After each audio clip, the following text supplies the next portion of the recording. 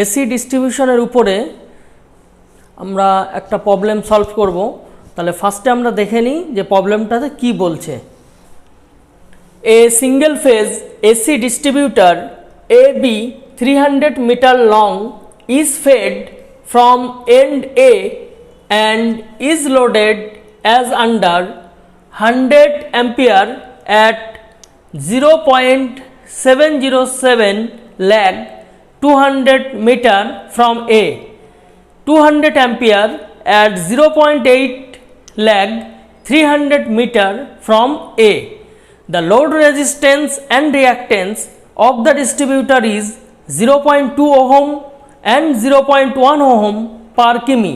Calculate the total voltage drop in the distributor.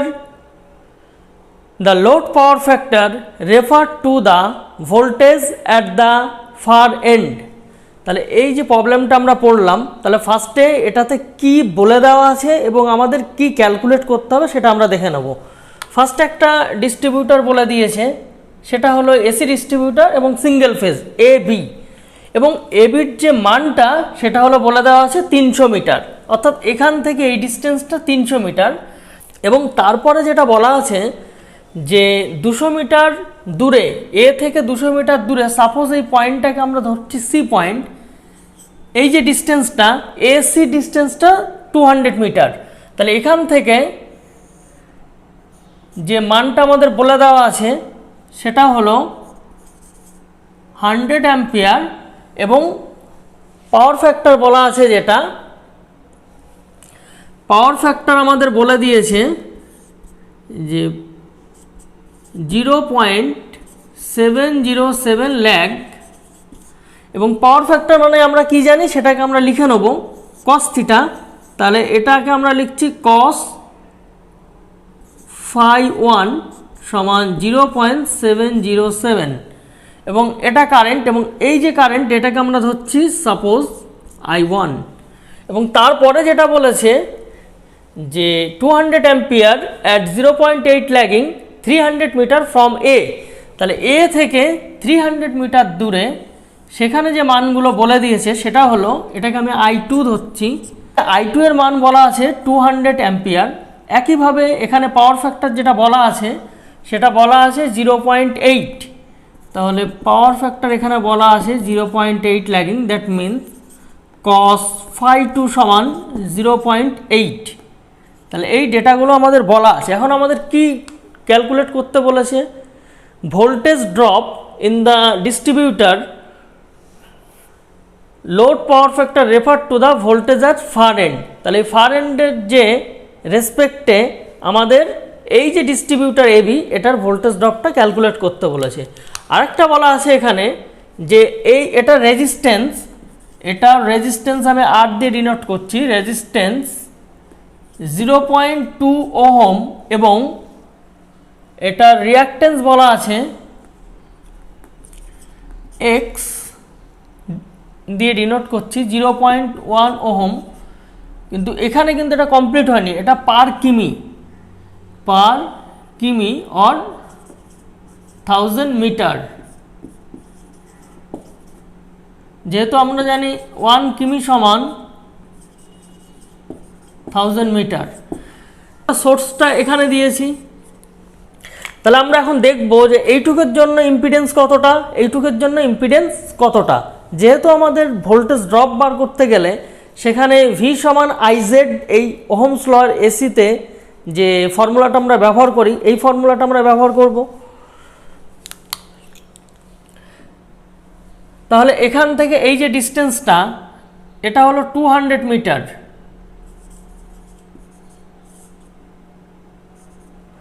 এবং এখান থেকে এই ডিস্টেন্সটা 100 মিটার। তাহলে এই 200-এর জন্য ইম্পিডেন্সটা কতটা হবে আমরা ওখানে দেওয়া আছে, যেটা 1000 মিটারের ডিস্টেন্সের ভ্যালুটা 0.2 ওহম।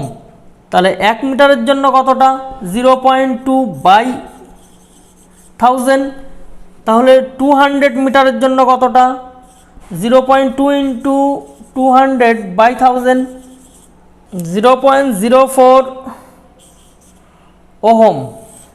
এবং সিমিলার ওয়েতে আমরা এটার ভ্যালু বার করব। 1000 মিটারের জন্য রিঅ্যাকট্যান্সের ভ্যালুটা হলো 0.1 ওহম, তাহলে 1 মিটারের জন্য 0.1 বাই 1000 ওহম, এবং 200 মিটারের জন্য 0.1 into 200 by 1000, that means 0.02 ohm.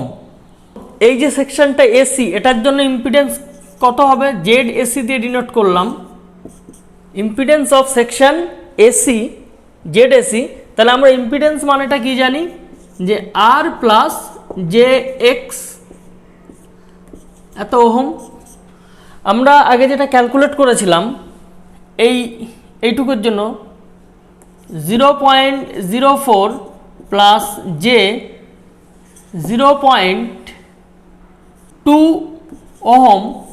Similar ওয়েতে impedance for section CB, that mean Z CB, যেহেতু এটা 100 মিটার, এটা 200 মিটার, তাহলে এখানে যে ইম্পিডেন্সটা হবে এটার হাফ হবে, তাহলে সেই ভ্যালুটা হবে আমাদের 0.02 প্লাস জে 0.01 ওহম।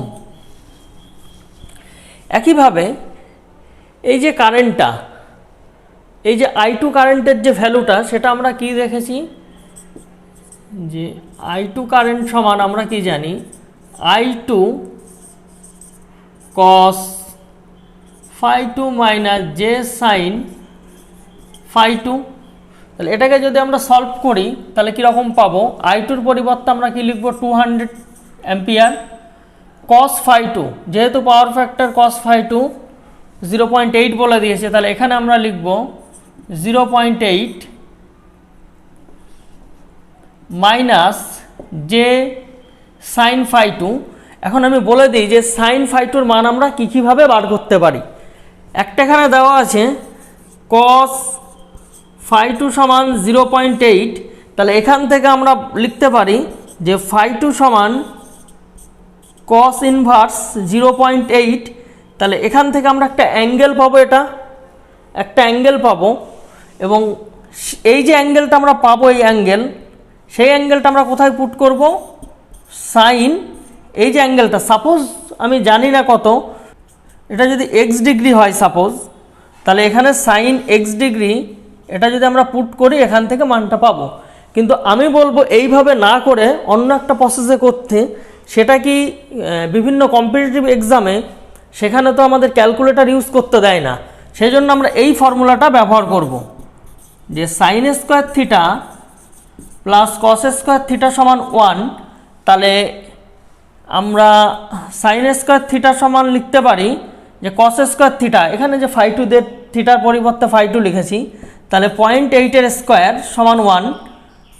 তাহলে সাইন স্কোয়ার থিটা সমান 1 মাইনাস 0.8 মিনস 886 0.64, দ্যাট মিনস 0.36, और সাইন থিটা সমান দ্যাট মিনস 0.6।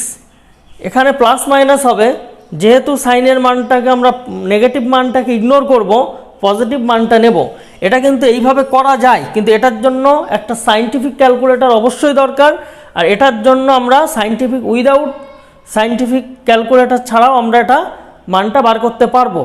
তাহলে এখান থেকে 0.6 আসলো, তাহলে জে 0.6, তাহলে এটাকে যদি আমরা সলভ করি 160 মাইনাস জে 120, আমরা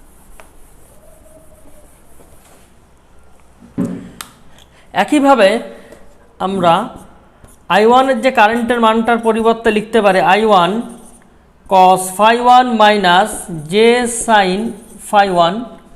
তাহলে আমরা মানগুলো পুট করব, I1-এর পরিবর্তে আমরা লিখব 100 cos phi 1, দ্যাট মিন্স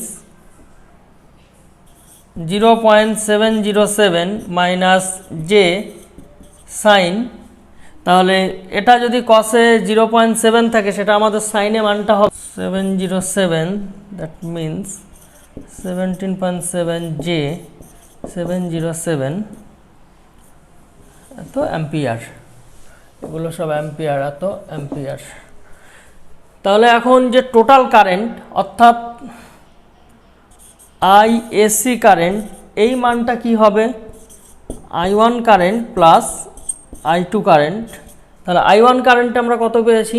এই মানটা 17.7 minus J 7 plus 160 minus J 120 এত অ্যাম্পিয়ার। কমপ্লেক্স নাম্বারের সাম, তাহলে এই রিয়েল পার্টের সঙ্গে রিয়েল পার্ট সাম হবে এবং এটা একটা ইমাজিনারি পার্ট, এই ইমাজিনারি পার্টের সঙ্গে ইমাজিনারি পার্ট সাম হবে। তাহলে এটার ফলে আমরা ক্যালকুলেট করে কত পাবো?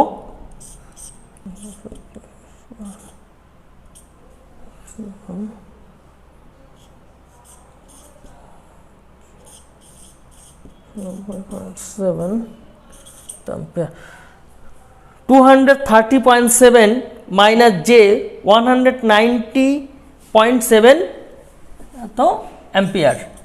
তাহলে এখন আমাদের যে ডিস্ট্রিবিউটরটা এরকম ছিল, সিবি এর মান পেয়েছি, জেড সিবি এর মান পেয়েছি, তাহলে ভি সিবি এটার মান কী হবে? আমরা জানি ভি সমান আই জেড, তাহলে আমরা কি জানি? ভি সমান আই জেড। তাহলে এখান থেকে আমরা লিখতে পারি যে আইসিবি, ভিসিবি সমান আইসিবি ইন্টু জেড সিবি। তাহলে আইসিবি এর মান কত পেয়েছি? 160 minus J 120 into 0.02 plus J 0.01 এত ভোল্ট হবে। এটার সঙ্গে এগুলো যখন মাল্টিপ্লাই করব, একটা কন্ডিশান আসবে এরকম, দুটো জে টার্ম থাকবে, J J, that mean J square. তখন জে স্কোয়ার উঠে যে এটার পরিবর্তে হবে -1, কারণ আমরা কি জানি? জে সমান রুট -1, তাহলে জে স্কোয়ার সমান -1। জাস্ট এটা আমাদের খেয়াল রাখতে হবে। এবং এটাকে যদি আমরা সলভ করি তাহলে কত আসবে রেজাল্টটা? 4.4 মাইনাস জে 0.8 এত ভোল্ট। সিমিলার ওয়েতে আমরা ভিএসি এর মান বার করব, সেটা কি হবে? আইএসি ইন্টু জেড এসি এর মাল্টিপ্লাই। তাহলে আইএসি কত পেয়েছি? 230.7 মাইনাস জে